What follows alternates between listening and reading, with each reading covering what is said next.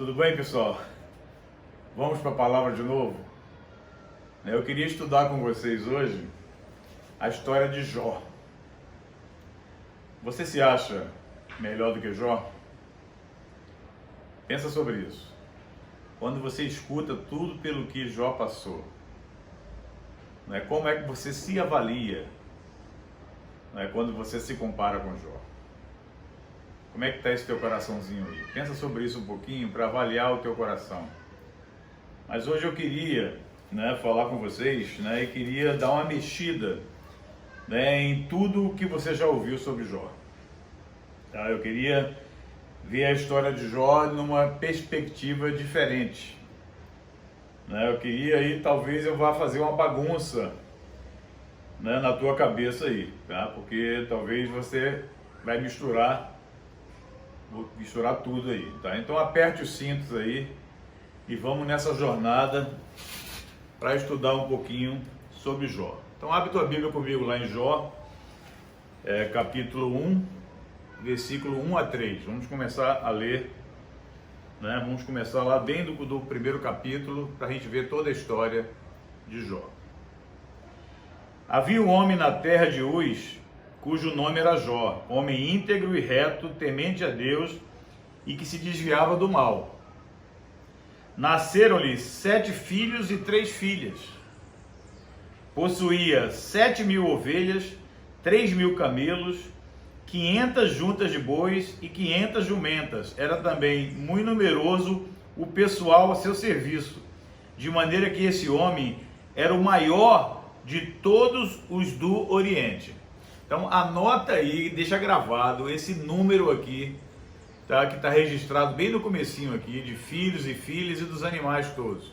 Tá? No final vai ser importante você guardar esses números aqui, tá bom, queridos? Então Jó era um líder, Jó era o maior de todos. Ele parecia não ser nem humano, Tão perfeito que a Bíblia apresenta ele, um cara inculpável. As suas atitudes e suas ações eram irrepreensíveis. Era justo, agia sempre com justiça, com perfeição. Esse é o perfil que a palavra nos mostra de Jó, que se desviava do mal, uma pessoa padrão, no exterior. Todo mundo que olhava para ele, via ele assim como uma pessoa totalmente íntegra. Agora, eu quero falar com vocês hoje sobre o interior de Jó. No coração de Jó, como é que estavam as coisas? Muitas vezes no exterior a gente aparenta toda essa perfeição. Como os discípulos lá do fariseu, que eu falei no meu videozinho sobre os 4 tipos de discípulos no Novo Testamento, lembra? Queridos, o coração de Jó, esse é o ponto que eu queria mostrar para vocês hoje, tá? Aí você vê o versículo 6, o versículo 6 de Jó 1, fala assim: num dia em que os filhos de Deus vieram apresentar-se perante o Senhor, veio também Satanás entre eles. Olha só, começou ali aquela historiazinha que todo mundo conhece. Lá no 12 fala: disse o Senhor a Satanás: eis que tudo quanto ele tem está em teu poder, somente contra ele não estendas a mão. E Satanás saiu da presença do Senhor. Então vamos ser honestos aqui, Você entende o que Deus faz aqui? Com certeza parece que há algo de errado aqui, Esse definitivamente não é o Deus que eu conheço. Então eu prometo explicar para vocês tudo isso mais para frente. Versículo 20 aqui de Jó também, 1, fala assim: então Jó se levantou, rasgou o seu manto, raspou a cabeça e lançou-se em terra e adorou. Só coisas assim maravilhosas que a gente começa a ver e a gente a vida toda aprendeu dentro da escola dominical, dentro da igreja, que Jó é quase que um santo dos evangélicos, É uma coisa assim que a gente olha sempre Jó na mais alta conta, Que coisa, Que temor, que adoração. Então, a gente usa essas palavras muito nos nossos funerais, né? Para exatamente encorajar. Mas aí a gente tem 41 capítulos aí pela frente ainda, né? Então vamos em frente, né? No versículo 22, fala assim ainda no primeiro capítulo: em tudo isso Jó não pecou, nem atribuiu a Deus falta alguma. Poxa, né? Excelente, né? Passou no teste, tá? Então, aí de novo, Satanás lá no céu, né? O capítulo 2 começa. Olha o versículo 3 do capítulo 2. Fala assim: perguntou o Senhor a Satanás: observaste o meu servo Jó? Porque ninguém há na terra semelhante a ele, homem íntegro e reto, temente a Deus e que se desvia do mal.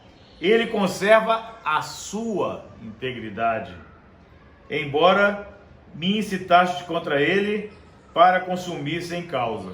Então Deus faz essa observação, mas aqui Deus começa a dar um alerta para a gente aqui, né? Sua integridade, tá? Então guarda esse ponto aqui. E olha o versículo 6. O versículo 6 fala assim: disse o Senhor a Satanás: eis que ele está em teu poder, mas poupa-lhe a vida, né? Então começa toda a sina, né? A morte é a arma de Satanás, né? Mas Deus ali fala: não, né? Não, poupa-lhe a vida. Aí no versículo 9 fala: então sua mulher lhe disse: ainda conservas a tua integridade? Amaldiçoa a Deus e morre. Olha só, até a própria esposinha estava ali, né, como uma opositora também a toda essa situação. Então, mesmo assim, não pecou com seus lábios, né? E no interior, o versículo 10, né? Versículo 10: mas ele lhe respondeu: falas como qualquer doida. Temos recebido o bem de Deus e não receberíamos também o mal. Em tudo isso não pecou Jó com os seus lábios. Mas e no interior, queridos? Isso que eu queria mostrar para você hoje, né? Por fora ele não aparentou para ninguém pecado algum. Mas e no interior de Jó? Como é que estava o interior de Jó? Vamos ver então o que estava no seu interior. Vamos ver então o que é que estava no coração de Jó, lá dentro do coração de Jó. O que é que estava? Olha o versículo 12 e 13. Levantando eles de longe os olhos e não o reconhecendo, ergueram a voz e choraram, e cada um, rasgando seu manto, lançava pó ao ar sobre a cabeça. Sentaram-se com ele na terra 7 dias e 7 noites, e nenhum lhe dizia palavra alguma, pois viam que a dor era muito grande. Então, alguma coisa era notória, que não é essa perfeição toda. Lá dentro, tá, a dor estava muito grande, amém, queridos? Então, a situação aqui é o exemplo dos funerais que eu falei, né? É o momento lá de você ter menos sermão e mais disposição em ouvir, né? De estar juntos. Essa foi a primeira atitude de todo mundo que estava vendo Jó ali. Tá? E logo no primeiro versículo do capítulo 3, começa a mostrar aqui, ó: depois disso passou Jó a falar e amaldiçoou o seu dia natalício. Olha só, aqui a gente começa a ver o quê? A gente começa a ver um sinal de depressão. A gente começa a ver, tá, que ele, poxa, tinha todo motivo, né? No capítulo 4, todos amados, aí a gente vê o Elifas, né, o mais velho, né, falando toda aquela história, tá, repreendendo Jó, mostrando todas as coisas. Mas olha o versículo 6: porventura não é o teu temor de Deus aquilo em que confias, e a tua esperança a retidão dos teus caminhos? Olha só, então ele dá um checkmate aqui, nesse texto aqui, nesse versículo, e começando a querer mostrar a Jó: Jó, será que a tua confiança não está nessa sua maneira que todos admiram de ser? Né? Será que teu temor do Senhor, né, não é porventura aquilo em que confias, e a tua esperança, tá, a retidão dos teus caminhos? Ele começa a questionar: Jó, aparentemente você é um cara perfeito, mas lá no interior, será que está faltando alguma coisa? Tá? O que será que pode estar faltando aí, né? Aí ele começa, né? O teu temor é a tua confiança, né?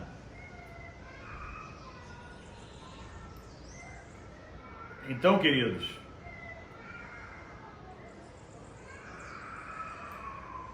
a retidão dos teus caminhos é a tua esperança. Então, temer a Deus é suficiente para a salvação? Não? Essa é a pergunta que fica. No capítulo 5 e 6, aí Jó ele responde, né? Ele vai falando, você vai começando a conhecer o interior de Jó, ouvindo o que ele está falando. Aí vem o capítulo 7, né? Vem o capítulo 8, tá? Que é Bildade, tá? Né? O versículo 4 fala: os filhos não eram inocentes, tinham seus pecados, né? Quando o versículo 4 do capítulo 8, quando todo mundo fala, poxa, os filhos, eles pagaram o preço pelo pai, como é que é essa história? Lá no versículo 4 fala: se teus filhos pecaram contra ele, também eles lançou no poder da sua transgressão. Tá? Então, o que mostra claramente que não foi simplesmente descartar a vida dos filhos, né, para querer fazer um trabalho na vida de Jó, mas eles tinham seus pecados e eles colheram coisas que eles estavam plantando, né? No capítulo 9, versículo 32 e 33, tá? É interessante a gente começar a enxergar tudo isso. Começa lá, né? Porque ele não é homem como eu, a quem eu responda, vindo juntamente a juízo. Né? Então ele começa a colocar ele, Deus, né, nos níveis diferentes, só que não há entre nós árbitro que ponha a mão sobre nós ambos. Né? Em outras palavras, ele estava falando aqui, se ele fosse igual a mim, eu ia colocar ele na justiça, eu ia levar ele para a corte, né, por tudo que ele está fazendo. Então, o Jó, queridos, se mostra aqui um cara que ele era orgulhoso da sua humildade. Isso é uma coisa assim, né, muito triste, mas a gente vai ver a obra que o Senhor fez na vida dele, né? Porque se ele fosse homem, botava na justiça, né, níveis diferentes. Jó olha para a sua vida, suas ações e se acha perfeito. Começa a achar que estava sofrendo injustiça, né? Então isso nós chamamos de justiça própria. Então o primeiro ponto que eu queria destacar hoje, tá, que Deus teve que trabalhar na vida de Jó, foi esse orgulho, tá? Queridos, que é o principal inimigo de qualquer líder, tá? Principalmente o líder de sucesso, tá? Esse negócio de orgulho, a gente tem que saber trabalhar com esse negócio. E eu quero lembrar para vocês, né, que orgulho é igual mau hálito, né? Você nunca sabe que tem. Sempre precisa de um irmão chegar e te apontar e te mostrar, tá, que você é uma pessoa orgulhosa. Você tem que procurar ajuda, relacionar com os irmãos, estar na luz, para você conseguir discernir, tá, esse teu grau de orgulho, né? E aqui nós vemos Jó, gente, primeiro ponto aqui que eu quero destacar, com orgulho de sua humildade. Olha só que coisa interessante. Então, se você tem um líder livre do seu orgulho, então você vai ver Deus fazer grandes coisas através dele. Amém, queridos? Então, quanto de orgulho você tem, né? Quanto de orgulho há em você? Amém, queridos? Nós temos que orar. Nós temos que orar por isso, discernir o nosso coração e deixar esse negócio de orgulho de lado. Amém, amados? Em segundo lugar, né? A gente continua aí no capítulo 11, né? Vem o terceiro amigo lá, o tal do Zofar, né? Olha o que fala no versículo 6, né? Os amigos de Jó começam a ficar mais agressivos. Capítulo 10, versículo 6. Para te informares da minha iniquidade e averiguares o meu pecado. Né? Começa a ficar a coisa mais agressiva. No capítulo 12, Jó então começa a responder os amigos. Tá? Jó começa a responder os seus amigos no capítulo 12. E no 13, versículo 2, olha só que coisa. Como vós o sabeis, também eu sei. Não vos sou inferior. Ele, ó, não sou inferior, né? Eu não sou inferior. Se você é humilde, não precisa dizer isso. Você não precisa ficar competindo, tá certo? Olha o versículo 18 do capítulo 13. tenho já bem encaminhada a minha causa, estou certo de que serei justificado. Olha só, ele continuou com aquela ideia, né? Botar Deus na justiça, tá? Processar Deus pelo que ele estava passando, tá? E continuava confiando, tá? Que ia vencer aquilo pelo próprio braço, né? No 20 a 23, aqui do capítulo, né? Do capítulo 13, tá? Então ele fala aqui como se fossem iguais, né? Do mesmo nível. Deus é amigo e Deus é pai, né? Versus o Deus é Deus, né? E aí que Deus, né? E aí Deus, né? Qual é a tua xará, né? Beleza pura, legal, né? O papo dele com Deus era papo de igual, né? Versículo 20 a 23 fala assim: concede-me somente duas coisas, então me não esconderei do teu rosto. Alivia a tua mão de sobre mim e não me espante o teu terror. Interpela-me e te responderei, ou deixa-me falar e tu me responderás. Quantas culpas e pecados tenho eu? Notifica-me a minha transgressão e o meu pecado. Então, mostra claramente Jó, né, tratando Deus, né, como, né, amigo, como pai, mas não entendendo, tá, que Deus é Deus. É uma coisa assim muito séria, né? Olha, principalmente o versículo 23, né? Eu desafio você a falar assim com Deus, né? Diga lá, Deus, que culpa tenho eu, né? Qual o meu pecado? Minha vida é perfeita, não tenho iniquidade, não tenho transgressão nenhuma, né? Como é que você pode confrontar Deus dessa maneira? Tá? Então esse, queridos, é o problema de Jó, que eu quero começar mostrando para vocês aqui. Ele nunca pôs Deus, né, abaixo, mas sempre o pôs no mesmo nível dele, né? Então esse tipo de atitude demanda um certo tipo de disciplina da parte de Deus. Deus, ele vai colocar a gente no nosso lugar, né? Eu quero destacar aqui o culpas e pecados, né? Tá no plural, né? E transgressão e pecado tá no singular. Então uma coisa é o pecado, né, as ações, e outra coisa é o pecado, a natureza, né, o pecado original. Então, queridos, Deus tinha interesse em Jó, tá? O maior líder da terra, tá? E talvez, tá, seria no inferno, imagina. Imagina Deus, né, perder a batalha e um cara desse está no inferno, né? Está servindo a Satanás. Deus não queria isso. Então Deus tenta redimir Jó completamente. Olha o capítulo 16, versículo 9. Versículo 19 do capítulo 16. 16 e 19, olha só. Agora sabei que a minha testemunha está no céu e nas alturas quem advoga a minha causa, tá? Minha honra, minha glória, minha causa, minha integridade, minha justiça, ainda estava ali. Nós já estamos no capítulo 16 e Jó ainda insiste, tá?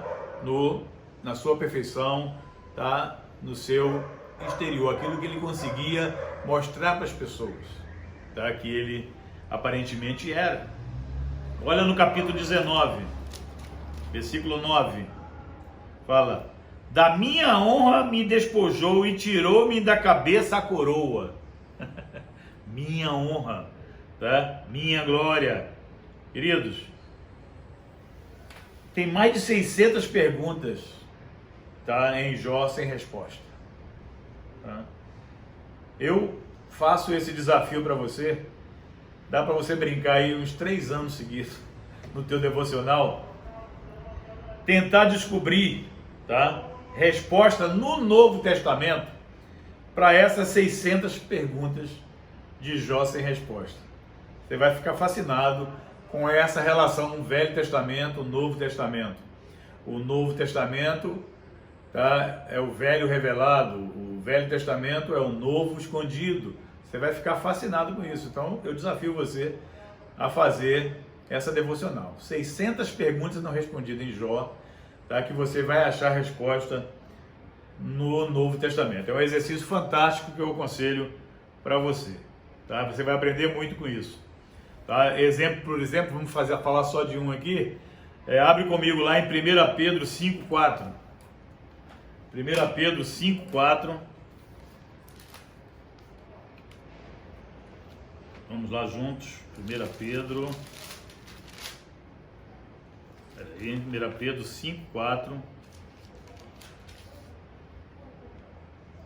Olha só. 1 Pedro 5,4, que ele fala assim: ora, logo que o Supremo Pastor se manifestar, recebereis a inacessível coroa da glória. Aí você faz a relação lá com o Jó 19,9 que a gente leu, tá?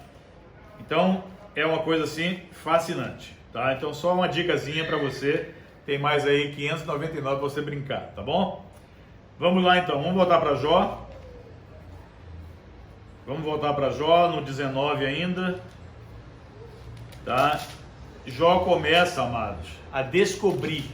Olha só, no capítulo 19, Jó começa a descobrir, então, o conceito de um redentor.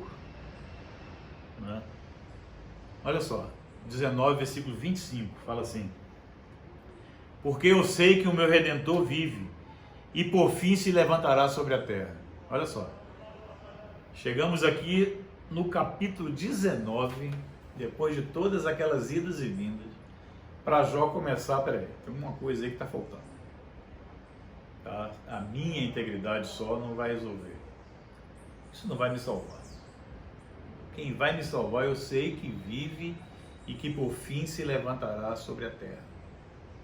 Amado que está me ouvindo até aqui, tá? Eu quero dizer para você que salvação é só em Jesus, amados. Se houvesse um outro meio pelo qual o homem pudesse ser salvo, Jesus não precisaria ter morrido na cruz. Jesus é o único mediador entre Deus e o homem. Ele é o caminho, a verdade e a vida. Ninguém vai ao Pai senão por Ele. Não há salvação em outro nome, na terra, debaixo da terra, em nenhum lugar. Só no nome de Jesus é que você pode ser salvo. E Jó então começa a ter essa revelação. Vamos refletir um pouquinho sobre isso. Pensa um pouquinho sobre isso. Sonda o teu coração sobre isso. Amém, queridos? Redentor, né? Essa palavra aí no hebraico é o Goel, né? Ou seja, você tem um débito com um amigo e você tem que pagar, ou ele te levará como escravo e você paga com o teu trabalho. Em algumas situações, né, o irmão mais velho dessa pessoa, o pai ou qualquer parente, tá? Alguém ia à pessoa e pagava a dívida e libertava o escravo, tá? Então, essa é a ideia do que significa a palavra redentor, tá certo? Você tinha uma dívida, não podia pagar, o cara te fez escravo para você pagar com o teu trabalho, mas aí vai um irmão teu, um pai teu, um parente teu, um irmão teu aí qualquer, vai lá e paga aquela dívida que você tinha e te resgata da escravidão. Então esse é o nosso redentor, esse que Jesus fez por nós, amém, queridos? E Jó começou a entender esse negócio. Então, Jesus, né? Nós éramos prisioneiros do pecado, agora a dívida é com o Redentor. Só que Jesus não nos cobra nada, né? E ainda nos chama de amigos. É o primogênito entre muitos irmãos. Quer fazer de nós o quê? Parte dessa família, né? De muitos filhos semelhantes a Jesus. Vamos adiante, então. Vamos pular lá para o capítulo 29, amados. No versículo 14 do 29, a gente vê alguma coisa ainda acontecendo. Olha só: eu me cobria de justiça, e esta me servia de veste, como manto e turbante era a minha equidade. Ele continua ainda falando da tal da minha justiça. Olha o versículo 21 ao 25 aqui do 29, olha só. Os que me ouviam esperavam o meu conselho e guardavam silêncio para ouvi-lo. Havendo eu falado, não replicavam as minhas palavras, né? Caíam sobre eles como orvalho. Esperavam-me como a chuva, abriam a boca como a chuva de primavera. Sorria-me para eles quando não tinham confiança, e a luz do meu rosto não desprezavam. Eu lhes escolhi o caminho, assentava-me como chefe e habitava como rei entre as suas tropas, como quem consola os que pranteiam. Olha a ideia que ele tinha dele ainda falando do passado dele, né, cara? É uma coisa assim impressionante, né? O 31 também fala: mas agora se riem de mim os de menos idade. Olha só, né? Olha o conflito, né, de Jó, né? O cara que estava com aquela posição e agora vem, né, para passar por essa posição aqui. Então o primeiro ponto que a gente viu foi o orgulho, querido. O segundo ponto aqui eu quero falar de como Jó era racista. Impressionante, tá? Continuando aqui, né? No 30 já começa a falar sobre isso, né? Nesse primeiro versículo, né, continua: do que eu e cujos pais eu teria desdenhado de pôr ao lado dos cães do meu rebanho. Olha só, como é que ele fazia a separação, tá? De toda a sua justiça, toda a sua glória, toda a sua integridade, toda a sua honra, com aquelas pessoas que iam buscar conselho com ele, né? Como ele desdenhou disso, tá? Então Jó era extremamente racista, né? Que raça, grupo de pessoas, né? Isso é crucial, queridos. Então nós temos que orar por isso também. Nós temos que orar por isso e ver o nosso coração, né? Será que esse nosso orgulho nos eleva a um ponto de achar que existe raça superior e inferior? Que existem pessoas inferiores a nós? Por isso foi minha primeira pergunta: você se acha melhor que Jó? Né? Você, quando vê o exemplo de Jó na Bíblia, você se acha melhor que ele? Como é que você tem se comparado com as pessoas? Você tem se colocado aí no famoso outro patamar?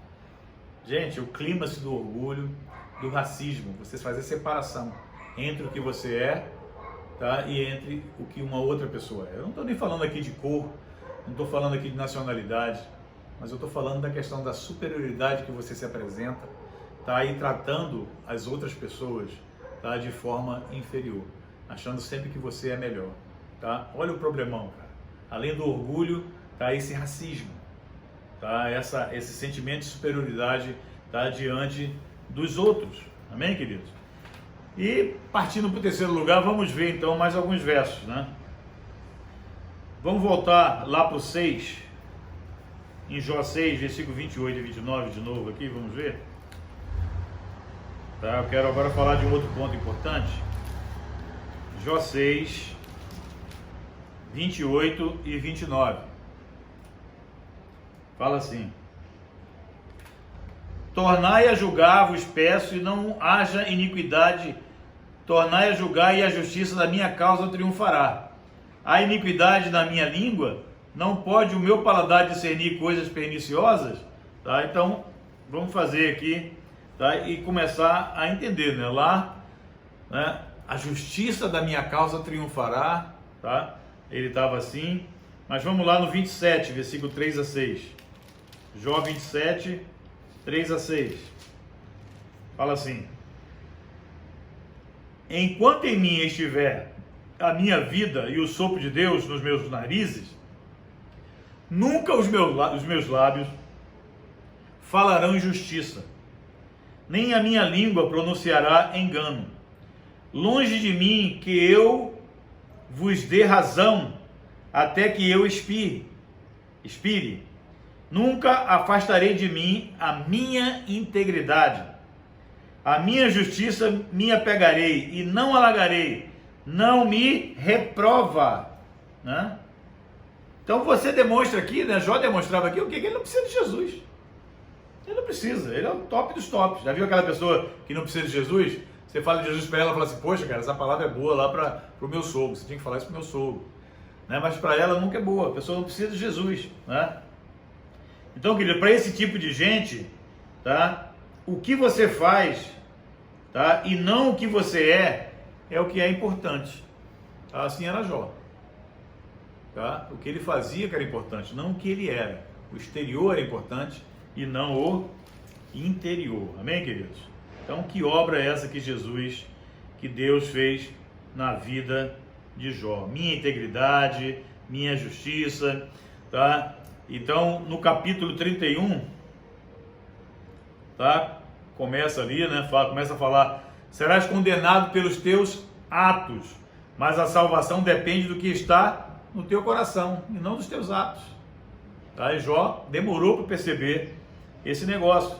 Lá no 32, versículo 1, né, Eliú lá, né, que foi provavelmente quem escreveu esse livro de Jó, né, tá? Ele fala, cessaram aqueles 3 homens de responder a Jó no tocante ao se ter ele por justo aos seus próprios olhos. Olha só, ele começou a pegar pesado, queria mostrar para Jó isso. O cara que se achava justo aos próprios olhos. Amém, queridos? E depois lá no 33, então, versículo 8 a 12, tá? Então, até o próprio Eliú notou que Jó tinha Deus no mesmo nível, né? Você lê lá depois do 8 ao 12, tá? Então, nós podemos dizer que não há pecados em nós, amados? Nós podemos dizer, tá, que nós estamos, né, 100% resolvidos nessa área, tá? Gente, está na nossa natureza, é o que nós somos, a presença do pecado está lá, só vai sair na glorificação. Aí no capítulo 34, versículos 5 e 6, né? De novo o mesmo conceito, 34, 5 e 6. Porque Jó disse, sou justo e Deus tirou o meu direito. Apesar do meu direito, sou tido por mentiroso, a minha ferida é incurável, sem que haja pecado em mim. Olha só. Que injustiça, que dano que eu estou sofrendo, não sou digno disso, Deus está sendo injusto, olha só, não tem pecado nenhum em mim. Como é que você pensa assim sobre você? Quando Deus trata contigo, é assim que você pensa? Né? Quando um ente querido teu morre, você culpa Deus? Tá? Como é que você está com esse negócio, amados? Queridos, vamos olhar essa experiência de Jó e vamos aprender para a nossa própria vida também, porque o Senhor quer fazer uma obra na tua vida como fez na de Jó. Eu espero que não seja da mesma maneira, que você não precise passar por tudo que Jó passou para você conseguir enxergar quem é Deus, amém, amado? No 34, tá? Mostra então pra gente que Jó continuou com esse conceito. E no 38, querido, no capítulo 38, Deus aparece pela primeira vez a Jó. Então Deus, né, o Criador, distante, né? Quem ele é, né, nesse segundo discurso, né? E adiante, como é que ele age, né? Olha o versículo 3 do 38. Cinge, pois, os lombos como homem, pois eu te perguntarei e tu me farás saber. Então ele já coloca Jó no nível dele, né? Nós não estamos no mesmo nível. Eu sou Deus, eu sou o Criador. Você, Jó, é homem e você é criatura. Aleluia. E queridos, vamos ver que tudo que Deus fez para resgatar Jó, para que Jó tivesse uma verdadeira conversão, foi por amor, né? Foi por amor. Deus é amor, amém, amados? Vamos entender esse processo aí da verdadeira conversão de Jó, né? Aí ele começa a falar, ponha-te em teu lugar, né? Então Deus, ele mostra aqui até um senso de humor, né? Quando ele começa a fazer as perguntas para Jó. Olha o versículo 4. Onde estavas tu quando eu lançava os fundamentos na terra? Dize-me se tens entendimento. Deus é Deus, você é você, amado, amém? Deus é Deus, você é você. Então o capítulo 38 e 39 começa a mostrar isso tudo com muita clareza, Deus colocando Jó no seu devido lugar. No capítulo 40, versículo 3 e 4, aí começa, queridos, Jó colocando-se em seu lugar. Olha só, capítulo 40, versículo 3 e 4. Então Jó respondeu ao Senhor e disse, sou indigno, que te responderia eu? Ponho a mão na minha boca. Né? Jó começa então, amados, tá? A ter o entendimento. Amém? Foi essa a resposta então, começa a dar uma certa esperança aqui. Olha o versículo 6. Então o Senhor, do meio de um redemoinho, respondeu a Jó. Então aí vem, né, o segundo discurso de Deus, como ele age, tá? Olha o versículo 10, 11 e 12, fala assim: orna-te, pois, de excelência e grandeza, veste-te de majestade e de glória, derrama as torrentes da tua ira e atenta para todo soberbo e abate-o. E aí, meu amado querido, a soberba está aí em algum lugar? O Senhor abate, né, o soberbo. Tá? Ele exalta o humilde, mas o soberbo ele abate. Foi isso que ele fez com Jó. E isso que ele vai precisar fazer com todo orgulhoso, com todo soberbo. Amém, amados? Então Jó começa, tá, a cair a ficha aqui, né? 11 e 12, versículos 11 e 12. Versículo, estou no 40, né? Eu li o 6, vamos ler o 10 a 12 de novo. Orna-te, pois, de excelência e grandeza, veste de majestade e glória, derrame-te as torrentes da tua ira e atenta para todo soberbo e abate. O versículo 12 agora.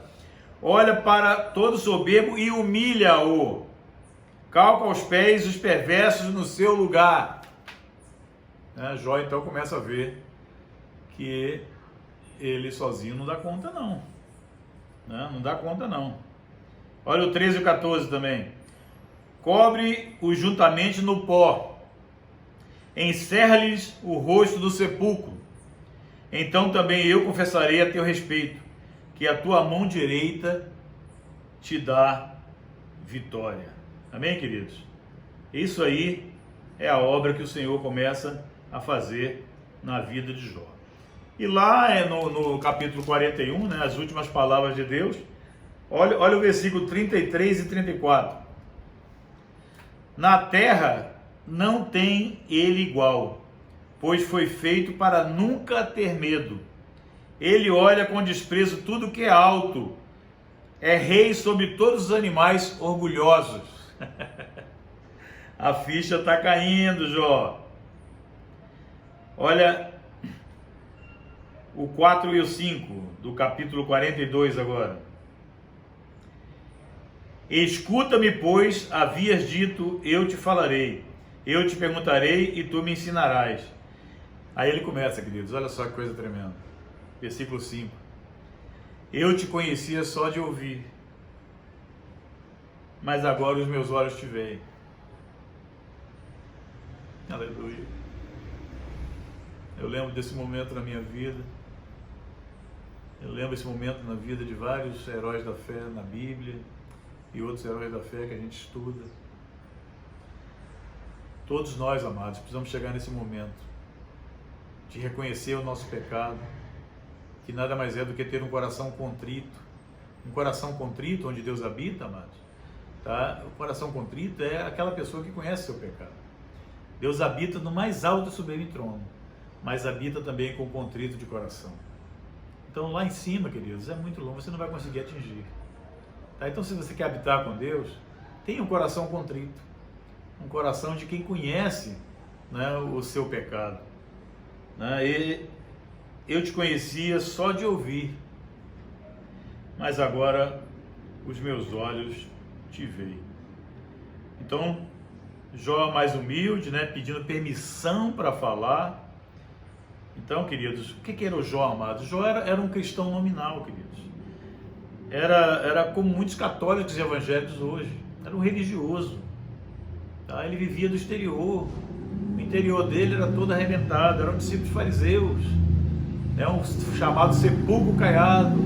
Por fora todo pintadinho, todo bonitinho, branquinho. Mas por dentro cheio de coisas estragadas. Olha o versículo 6, amados, depois. Por isso me abomino e me arrependo no pó e na cinza. Deus te trouxe toda essa palavra até aqui para dizer que hoje é dia de salvação, para dizer para você, tá, que você precisa ir para o pó e para a cinza e que você precisa se arrepender.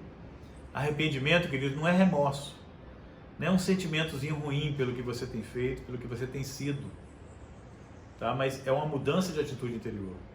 É você deixar de ser independente e passar a ser dependente de Deus. É você parar de governar a tua vida e deixar Jesus governar a tua vida. Para isso Ele te criou, para isso Ele te salvou. Então Ele é teu dono 2 vezes. Você tem que entregar, você tem que se render a esse Senhor. Então, se podemos comparar a história de Jó com os dias de hoje, eu diria que Jó aqui, então, ele nasce de novo, né? Jó nasceu de novo, né? Morreu com Cristo e viveu com Cristo. Depois do arrependimento vem o batismo. E vem o ser cheio do Espírito Santo. Essa é a porta de entrada no reino de Deus. Então, muitos só ouvem falar sobre Deus. É preciso conhecer Deus. É preciso ver a Deus. Amém, queridos? Então, essa revelação de arrependimento que Jó teve, eu mereço a morte, tá? É o que você precisa ter hoje. Esse verdadeiro arrependimento tem que te tocar, tá? Essa experiência, tá? De não apenas ouvir falar do Senhor, mas de ver o Senhor. Deus quer te levar para essa experiência hoje. E o versículo 7 ainda fala: tendo o Senhor falado essas palavras a Jó, o Senhor disse também a Elifaz, o Temanita: a minha ira se acendeu contra ti e contra os teus 2 amigos, porque não disseste de mim o que era reto, como o meu servo Jó. Tá? Então Deus, ele mostra, ó, Jó entendeu. Agora chega para os amigos e fala: agora faltou vocês entenderem também. Aleluia. E fala para você hoje. Tá? Esse processo todo que Deus está te trazendo para conhecer a Ele. Tá? Até quando você vai resistir? Tá? Hoje é dia de salvação. Amém, querido? Que está me ouvindo aí. Aí ele fala, né? Meu servo Jó orava por nós, né? A Bíblia fala para a gente orar pelos inimigos, né? Tá? Então, Jó estava lá. Agora eu quero fechar, então, lembrando para vocês aqui, lá do que eu pedi para vocês anotarem, daqueles números, tá? Dos filhos, das filhas e todos aqueles animais que ele tinha, né? Aí, no versículo 12 e 13, como Deus prometeu, tá? Ele dobrou tudo. Aí fala lá, né? No versículo 12 e 13 aqui do último capítulo, né? Do 42, versículo 12 e 13, olha só. Abençoou o Senhor o último estado de Jó mais do que o primeiro, porque veio a ter 14 mil ovelhas. Quanto é que tinha antes? Tinha 7 mil, veio a ter quantos? 14 mil. Tá? 6 mil camelos, tinha 3 mil antes, passou a ter 6 mil. Tá? Mil juntas de bois, tinha quantas antes? 500. Tá? Passou a ter 1000. E 1000 jumentas, tinha quantas antes? Lá no primeiro capítulo que a gente leu, versículo 1 a 3, tá? Tinha 500, passou a ter 1000 jumentas. Aí fala o seguinte: também teve outros 7 filhos e 3 filhas. Quantos filhos tinha antes?